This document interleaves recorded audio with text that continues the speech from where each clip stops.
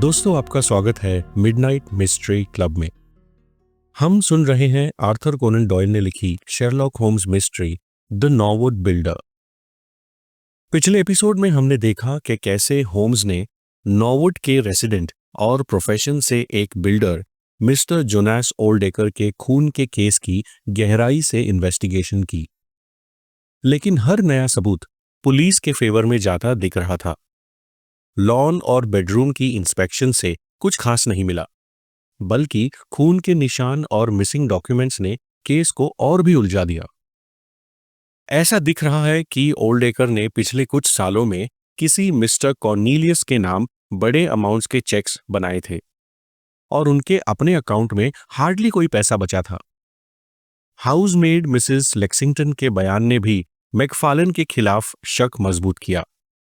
जब इंस्पेक्टर लेस्ट्रेड ने अपना नया फाइनल सबूत यानी मैकफार्लेन का थंब प्रिंट दिखाया, तब सब कुछ मैकफार्लेन के खिलाफ लगने लगा।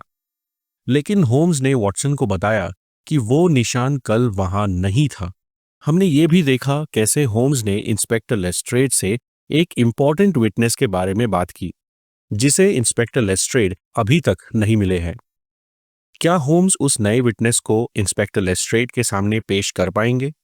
और क्या वो विटनेस मैकफार्लेन को फांसी के फंदे से बचा पाएगा? आइए देखते हैं द नॉर्वुड बिल्डर के इस आखिरी एपिसोड में। क्या आपको नहीं लगता कि आप केस की रिपोर्ट बनाने में थोड़ी जल्दबाजी कर रहे हैं? होम्स ने इंस्पेक्टर लेस्ट्रेड से कहा। मुझे लगता है कि आपने अभी सारे सबूत देखे नहीं हैं।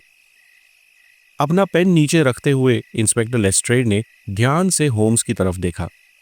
क्या मतलब है आपका मिस्टर होम्स? इंस्पेक्टर लेस्ट्रेड ने पूछा। बस इतना कि एक बहुत ही जरूरी विटनेस है जिसे आपने अभी तक नहीं देखा है, होम्स ने कहा। अच्छा, इंस्पेक्टर लेस्ट्रेड ने कहा, और क्या आप इस विटनेस को पेश कर सकते हैं? मैं पूरी कोशिश करूंगा। यहां आपके पास कितने कांस्टेबल्स हैं? होम्स ने पूछा। 3 या 4 होंगे, लेस्ट्रेड ने कहा। वेरी गुड, होम्स ने मुस्कुराते हुए कहा। और क्या सभी कांस्टेबल्स फिजिकली स्ट्रांग और ताकतवर आवाज वाले हैं? हाँ, मुझे इसमें कोई शक नहीं है, इंस्पेक्टर लेस्ट्रेड ने कहा। उनके चेहरे पर कंफ्यूजन और फ्रस्ट्रेशन बढ़ता जा रहा था। मिस्टर होम्स, लेकिन मैं समझ नहीं पा रहा हूं कि कांस्टेबल्स की आवाज का इस केस से क्या लेना देना है। Patience my dear inspector, Holmes ने कहा। मैं आपको थोड़ी ही देर में सब कुछ ठीक से समझा दूंगा। प्लीज अपने कांस्टेबल्स को बुलाइए, मैं उस विटनेस को पेश करने की कोशिश करता हूं। 5 मिनट बाद तीनों कांस्टेबल्स ड्राइंग रूम में हमारे सामने खड़े थे। बाहर आउटहाउस में आपको सूखी घास के बंडल्स मिलेंगे, होम्स ने उन कांस्टेबल्स से कहा।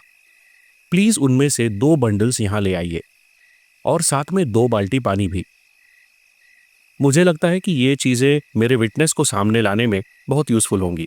Thank you very much. Watson, तुम्हारे पास माचिस होगी, राइट? Very good. और अब इंस्पेक्टर लेस्ट्रेड, मैं चाहता हूं कि आप सब मेरे साथ ऊपर चलें। जैसे मैंने पहले कहा था, सबसे ऊपर वाले फ्लोर पर 3 रूम्स थे जो एक कॉमन कॉरिडोर में खुलते थे। उस कॉरिडोर से होते हुए होम्स हम सबको उन तीनों में से एक रूम में ले गए और वहां सबको लाइन में खड़ा कर दिया। कांस्टेबल्स एक दूसरे को देखकर बच्चों की तरह गिगल कर रहे थे और लेस्ट्रेड के चेहरे पर एट अ टाइम हैरानी, उम्मीद और फ्रस्ट्रेशंस के एक्सप्रेशंस एक दूसरे के साथ कबड्डी खेल रहे थे। होम्स हमें देखते हुए इस तरह खड़े थे जैसे कोई जादूगर अपना खेल दिखाने ही वाला हो। चलिए शुरू करते हैं, होम्स ने कहा। ये सूखी घास यहीं फर्श पर बिछाइए प्लीज, उस दीवार से थोड़ा दूर। Very good. और उन बाल्टियों से थोड़ा पानी घास पर छिड़क दीजिए। That is perfect. अब मुझे लगता है हम तैयार हैं। ये सब देखकर इंस्पेक्टर लेस्ट्रेड अपना फ्रस्ट्रेशन कंट्रोल नहीं कर पा रहे थे। गुस्से में उन्होंने कहा, मिस्टर होम्स, मुझे समझ नहीं आ रहा कि आप हमारे साथ ये खेल क्यों खेल रहे हैं। ये सब ड्रामा करने की क्या जरूरत है? अगर आपको कुछ पता है तो सीधे सीधे बता दीजिए। होम्स मुस्कुराए। माय डियर लेस्ट्रेड, मैं जो भी करता हूं उसके पीछे एक स्ट्रांग रीजन होता है। शायद आपको याद होगा, अभी कुछ देर पहले जब सूरज आपकी तरफ था, तब आपने मेरा मजाक उड़ाया। अब सूरज मेरी तरफ है, तो आपने मुझे भी थोड़ा सा ड्रामा करने का मौका देना चाहिए। Isn't that justified? And after all case solve करने में मैं आपकी हेल्प ही कर रहा हूं। इंस्पेक्टर लेस्ट्रेड का चेहरा एकदम से गिर गया। फिर मेरी तरफ देखते हुए होम्स ने कहा, वॉटसन, प्लीज वो खिड़की खोल दो और घास में आग लगा दो। मैंने वैसा किया। घास ने आग पकड़ ली और खुली खिड़की से अंदर आते हवा के झोंके से धुआं रूम और कॉरिडोर में भरने लगा। धीरे धीरे घास में लगी आग तेज होने लगी। अब देखते हैं क्या हम आपके फाइनल और मोस्ट इंपॉर्टेंट विटनेस को ढूंढ पाते हैं या नहीं, होम्स ने कहा। इंस्पेक्टर लेस्ट्रेड, कांस्टेबल्स, वॉटसन, हम सब अब मिलकर आग आग चिल्लाएंगे, okay? On the count of 3, 1, 2, 3, आग आग। वेरी गुड, एक बार और जोर से, आग आग। एक बार और, आग आग। और जैसे ही हमारी आवाज कॉरिडोर में गूंज उठी, एक अमेजिंग बात हुई। रूम की एक दीवार जो कि सॉलिड और मजबूत दिखती थी, उस दीवार में एक सीक्रेट डोर खुल गया। दरवाजा खुलने से पहले हमें अंदाजा तक नहीं था कि वहां एक डोर भी हो सकता था। उस सीक्रेट डोर से एक बूढ़ा आदमी खरगोश की तरह कूदकर बाहर आया। एक्सीलेंट, होम्स ने एक्साइटेडली कहा। वॉटसन, जल्दी से एक बाल्टी पानी घास पर डाल दो। Yes, that is enough. तो इंस्पेक्टर लेस्ट्रेड, ये रहा आपका फाइनल और मोस्ट इंपॉर्टेंट विटनेस, खुद मिस्टर जोनास ओल्डेकर। इंस्पेक्टर लेस्ट्रेड के होश उड़ गए थे। जाहिर सी बात है, मैं खुद हैरान था। ओल्डेकर अपने हाथों से अपने आंखों को शील्ड कर रहे थे। खिड़की से आती हुई तेज रोशनी और रूम में भरा हुआ धुआं, इनकी वजह से उन्हें देखने में दिक्कत हो रही थी। ओल्डेकर के श्रूड और शातिर चेहरे पर भी हैरानी थी। वो अभी भी समझने की कोशिश कर रहे थे कि उनके साथ अभी अभी क्या हुआ। ये सब क्या है? फाइनली अपने शौक से उभरते हुए इंस्पेक्टर लेस्ट्रेड ने गुस्से में ओल्डेकर से कहा, क्या मतलब है इस सब का? ओल्डेकर एक नर्वस सी स्माइल देते हुए गुस्से से लाल इंस्पेक्टर लेस्ट्रेड से दूर 1-2 कदम पीछे हटे। क्या हुआ इंस्पेक्टर? मैंने कोई नुकसान तो नहीं किया? ओल्डेकर ने कहा। कोई नुकसान नहीं किया? इंस्पेक्टर लेस्ट्रेड का गुस्सा और बढ़ गया और वो दहाड़ते हुए बोले, मिस्टर ओल्डेकर, तुम्हारी साजिश ने एक निर्दोष आदमी को करीब करीब फांसी पर लटका ही दिया था। अगर मिस्टर होम्स ना होते तो तुम अपने इरादे में कामयाब हो ही जाते। नहीं नहीं सर, ओल्डेकर ने कहा। उनकी आवाज और सूरत दोनों रोने जैसी हो गई थी। मैं आपको यकीन दिलाता हूं सर, ये तो बस एक मजाक था, सिर्फ एक practical joke. Practical joke? Lestrade ने कहा। हंसने का बड़ा शौक है तुमको। देखते हैं जेल में तुमको कितनी हंसी आती है। कांस्टेबल्स, इसे हथकड़ियां पहनाकर नीचे ड्राइंग रूम में ले जाओ। जब तक मैं नीचे नहीं आता, इसे वहीं रखो और इस पर कड़ी नजर रखना। जब कांस्टेबल्स ओल्डेकर को नीचे ले गए, इंस्पेक्टर लेस्ट्रेड होम्स की तरफ मुड़कर बोले, मिस्टर होम्स, कांस्टेबल्स के सामने मैं कुछ नहीं कहना चाहता था, लेकिन डॉक्टर वॉटसन के सामने मैं ये एडमिट करता हूं कि ये आपका सबसे बेहतरीन केस था। आपने ना सिर्फ एक निर्दोष इंसान की जान बचाई, साथ साथ आपने स्कॉटलैंड यार्ड में मेरे रेपुटेशन को भी बर्बाद होने से बचा लिया। होम्स मुस्कुराए और लेस्ट्रेड के कंधे पर हाथ रखते हुए बोले, on the contrary my dear inspector Lestrade, Scotland Yard में आपकी रेपुटेशन और भी ज्यादा चमकेगी। बस अपने केस रिपोर्ट में 2-3 छोटी तब्दीलियां कर दो और पूरी दुनिया को बता दो कि इंस्पेक्टर लेस्ट्रेड की आंखों में धूल झोंकना आसान नहीं। Are you serious? आप इस केस को सॉल्व करने का कोई क्रेडिट नहीं चाहते? इंस्पेक्टर लेस्ट्रेड ने चौंक कर पूछा। बिल्कुल नहीं, होम्स ने मुस्कुराते हुए कहा। मेरा काम अपने आप में मेरा इनाम है। शायद किसी दिन मुझे थोड़ा क्रेडिट मिल जाएगा जब मैं अपने टैलेंटेड कहानीकार को इस केस को लिखने की इजाजत दूंगा। क्यों वॉटसन? चलिए अब देखते हैं ये चूहा कहाँ छुप कर बैठा था। उस छोटे से सीक्रेट डोर के अंदर जाने पर पता चला कि जिस दीवार में वो सीक्रेट डोर बनाया हुआ था, वो एक्चुअली एक पार्टीशन था जो रूम के एक्चुअल दीवार से 6 फुट की दूरी पर बनाया गया था। As a result, secret door की उस तरफ एक 6 बाय 6 फुट का छोटा सा रूम था। सीलिंग में बनी एक छोटी सी विंडो के थ्रू रूम में थोड़ी सी रोशनी आ रही थी।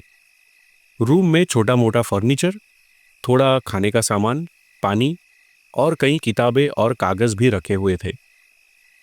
ये फायदा होता है एक बिल्डर होने का, रूम से वापस बाहर आते हुए होम्स ने कहा। अपने लिए एक छोटा सा छुपने का कोना खुद ही बना लिया और सीक्रेट रूम के बारे में किसी को कोई खबर नहीं, सिर्फ घर की हाउसकीपर मिसेस लेक्सिंगटन के अलावा, जिसे आपने तुरंत गिरफ्तार कर लेना चाहिए इंस्पेक्टर लेस्ट्रेड। एक कांस्टेबल को बुलाकर मिसेस लेक्सिंगटन को गिरफ्तार करने का हुक्म देने के बाद इंस्पेक्टर लेस्ट्रेड ने होम्स से पूछा, लेकिन मिस्टर होम्स, आपको इस जगह के बारे में कैसे पता चला?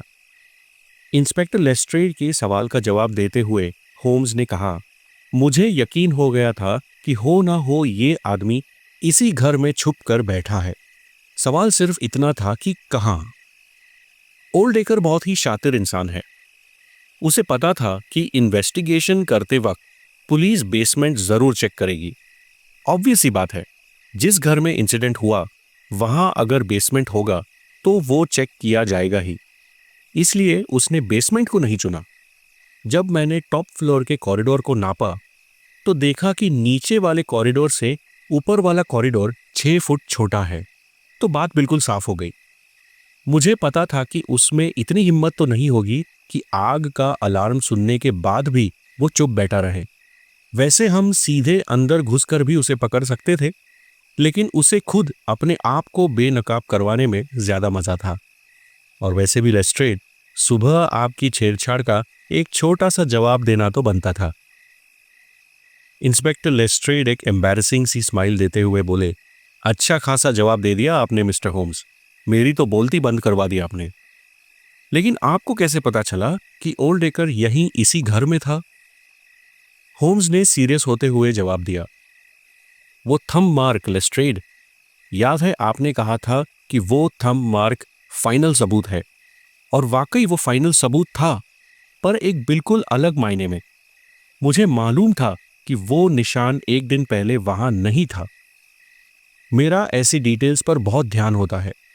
मैंने उस हॉलवे को पहले वाले दिन अच्छी तरह इंस्पेक्ट किया था और मुझे यकीन था कि वो दीवार साफ थी, मतलब ये निशान रात को बनाया गया।